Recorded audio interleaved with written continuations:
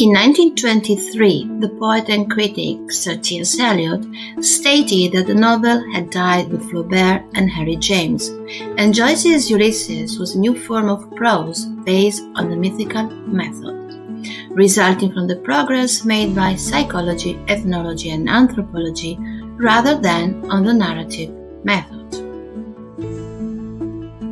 This method allowed the author to make a parallel with the Odyssey and provided the book with a symbolic cross-temporal meaning. Leopold Bloom is just a common man, leaving his house in the morning and during misadventures and delights, landing home late at night, just like Ulysses in the great epic Odyssey.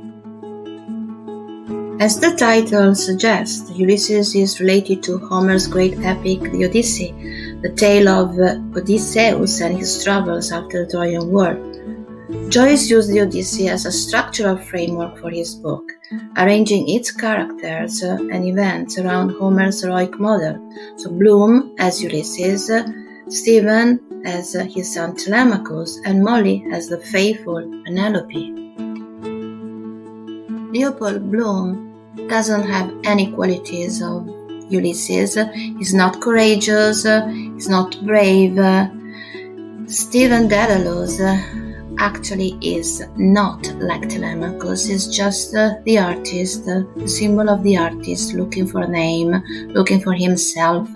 And Molly Bloom, well, she's not absolutely faithful like Penelope. The novel is famous for many things, from its complex structure to its difficulty, from its brilliantly realized characters, because they are quite common and real, to its obscenities. But what really marks it is its revolutionary prose. Very difficult, very complex, but it's a challenge. The novel was considered a scandal when it first appeared, and especially the end of the novel, a continuous stream of consciousness, the flow of thoughts of Molly Bloom was lying in bed thinking over her day, and she runs from past to present to future expectation, is a wonderful example of Jung's theories about inner self. These are the last lines of the novel when Molly tries to fall asleep, and she remembers the moment when her future husband proposes to her.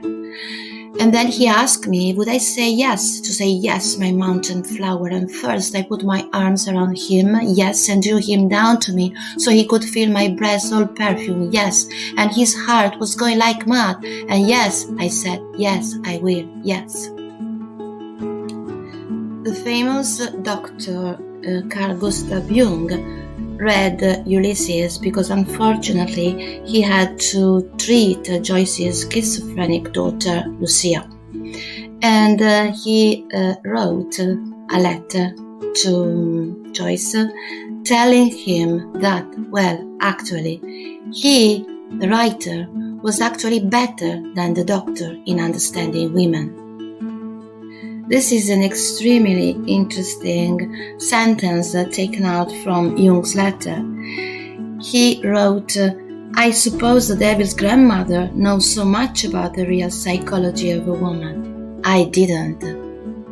So he has to surrender to Joyce's really genius in understanding and anyway in showing up a woman's thoughts, a woman's mind.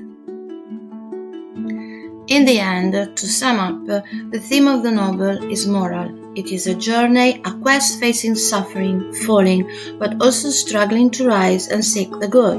Leopold is no less hero than Ulysses. He is a hero as Molly is a heroine in the anxiety of the 20th century.